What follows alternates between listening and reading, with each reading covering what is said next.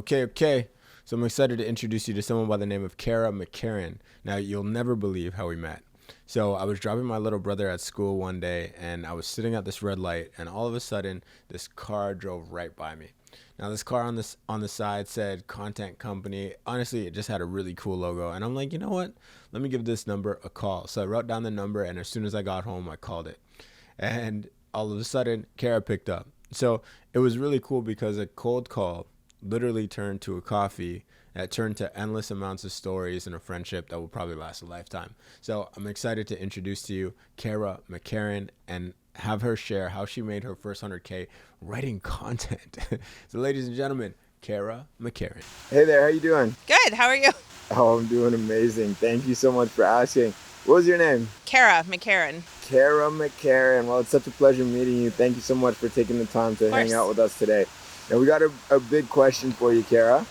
Now, do you remember your first time making $100,000? I do. In a year. Okay, dive into it. I'd love to learn a little bit more. 8 years ago, I launched a company with my now ex-partner called The Content Company, and it is a content writing company. So blog posts, website content, press releases, all that kind of stuff.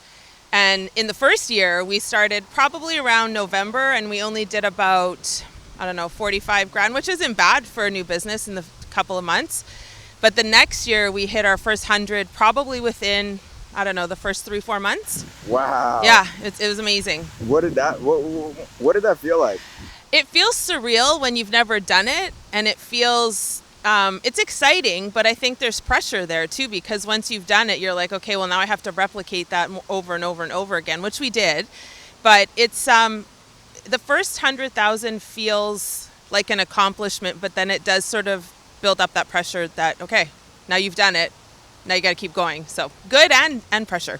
Interesting. So how many times after did you do it again? Many times. We increased, first year we did, I think it was 186, and then we went to 250 and 400 and beyond. So wow, that's awesome. Now, do you remember what you spent the first 100 on? Putting it back in the business, honestly, that's not the sexy answer. We did, I think we may have gone on one family trip, but really you put it back in the business. Like in your first, I always tell this to my clients now, like when you start making money, it's not, you don't make it rain, you put it back in, because that's how you scale.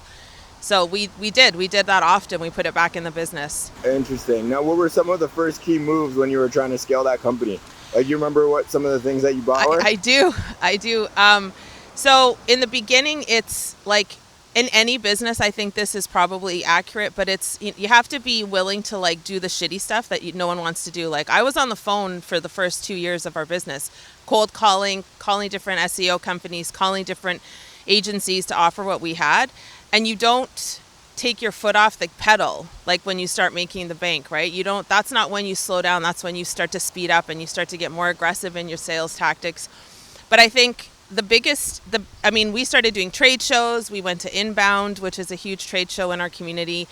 So we did stuff, but again, we put it back in the business. But you got to just be willing to keep the foot on the friggin' pedal. There's no, oh cool, I did my first 100K, I did my first million, I'm gonna chill now. Depending on what you want. If you want to scale, which that's what you asked, you just keep hammering your foot on that pedal. Interesting. Now, what were you doing before you started this company? So I was in digital marketing before this, SEO and pay-per-click, social media, all that kind of stuff. And my husband was a copywriter. And so he kind of would say, let's start a content writing company. And honestly, for the first 4 years, I was like, nah, I like a paycheck. Feels good. I'd had little agencies before this in a similar vein, but I was like, I'm going to stay at the job. You do your little writing thing. I'm going to stay over here. And after 4 years, I was like, okay, fine, I'm in. And so I worked in agencies for probably 8 years before that. Wow, that's crazy. So it must have been a pretty smooth transition then, going from one to the other? It was, but when you're on your own, I remember still quitting my job to start the content company with him, and it was terrifying. My hands were shaking. I was freaking out, really, because there's no net, right? There's no ceiling, but there's also no net. But yeah, it's better than if I went to start going to sell pineapples on the street. Yeah, it was a pretty smooth transition. Hey, I'd buy pineapples. I would too. I love them, okay? So I'm curious, what were some of the biggest lessons that you learned from doing 100 a year multiple times over? It's, I would say the biggest takeaway was you have to have passion for what you're doing. Like, a lot of times younger people, I think nowadays, they get sort of romanced by like the money and selling this and selling that and getting the car, getting all the stuff. But if you don't have passion for what you're doing, it's never going to work. And eventually I lost passion for that company, which is why I subsequently sold it to my partner. But like the passion for anything that you do has to be there, or you will not get up in the morning to do the shit you need to do. You're not going to get up and do your accounting. You're not going to get up and do the cold calling. Like, if you're not truly about service of another person and you're not about service of your client, it's honestly, it's going to feel like shit. It's going to take forever. It's not going to work probably. So I would say the biggest lesson is just like understanding passion. And then the biggest one is patience. Like, so many people want it like in the first year and like we're talking 100K, but beyond that, like you have to have the patience to stick it through, because it doesn't happen no matter who says what. It's not an overnight thing. And if it is, that's a unicorn. So patience is a big one. Interesting. Now, what would you say your biggest lesson from, being in business with your partner was?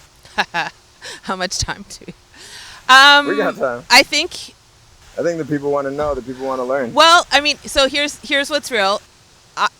So we're no longer married, and that has nothing to do with the business. So that's the first thing I want people to know, is that not, the breakup is not because you're in business. It might be, but I think one of the biggest things to remember is this was something we did early on. We did an org chart. So we wrote down all the functions of running a company. So accounting, marketing, sales, social media, like everything that we did in the business. Writing, because he was the writer, one of the writers.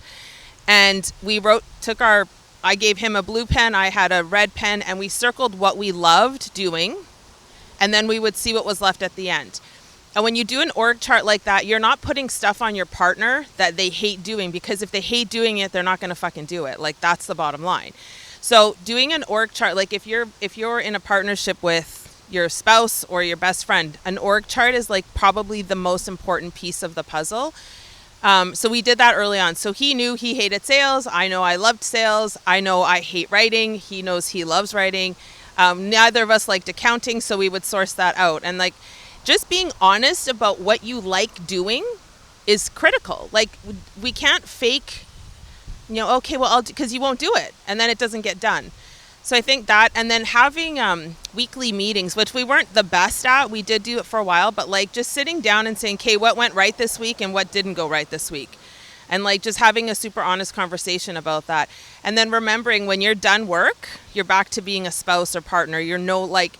And that was hard for me, and that's part of what I do now with coaching, is teaching women how to turn off the masculine. I had a hard time doing that, so I would always be like as if we were still working when really we're trying to have supper.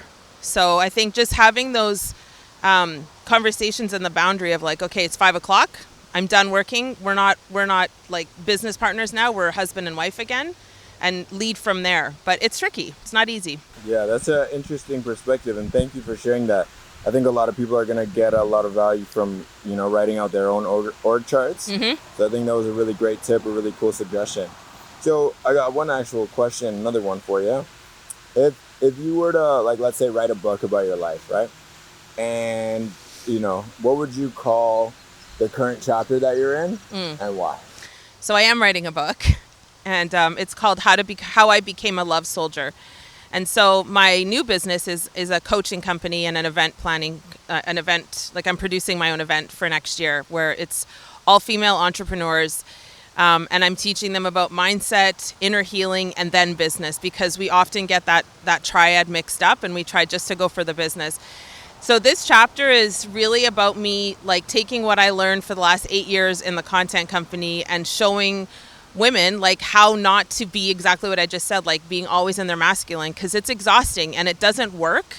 And if a woman is only in that hunter mode, so masculine energy is all about doing shit, getting shit done, being quick, and like, a lot of the fast movements, right? Like, that's masculine energy.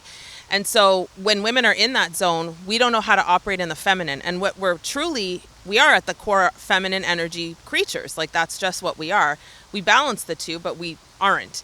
And so the book is called How I Became a Love Soldier, just to kind of go through why I'm at this point where I care so deeply about helping women out of this like constant cycle of burnout and constant cycle of like fighting with their spouse and fighting with their kids and fighting with themselves. Like, so all of the money that, and that's the thing, that's the point of it, is all the money that we made, and we've sold like, you know, a few $1 million worth of blogs, which is impressive. But like, so what? If you're not connected in your heart to the thing you're doing, and I wasn't after a while, it doesn't matter how much money you make. It just matters that you're feeling like this constant tug at your, you know, masculine energy, and it doesn't feel good. So this chapter is like all about teaching women, like, yeah, you can have the business, but you got to find something that your heart's connected to. Otherwise, it's going to feel like shit forever. Interesting. So Cara, you know, before we let you go, you got to let us know where we can follow you, learn more about you, learn more about Love Soldiers. Yes. And we'd love to. So Instagram's the best place. I do a ton of free content there, like a lot of trainings. I do a lot of business trainings, a lot of mindset training. So you can find us at Love Soldier Army on Instagram, or lovesoldiers.ca is the website. But those two places are the best way. Everything you can find from Instagram. Beautiful. Cara, thank you so much for being on the show. We You're appreciate welcome. you sharing all that wisdom. Cheers. Cheers. Cara, thank you so much for being on the show. And to all of you, thanks so much for tuning in to 100 Ways to Make 100K. Make sure you like, comment, share, subscribe, do all the things. Once again, I'm your host, Javon.ca, and I will see you in the next episode. Peace.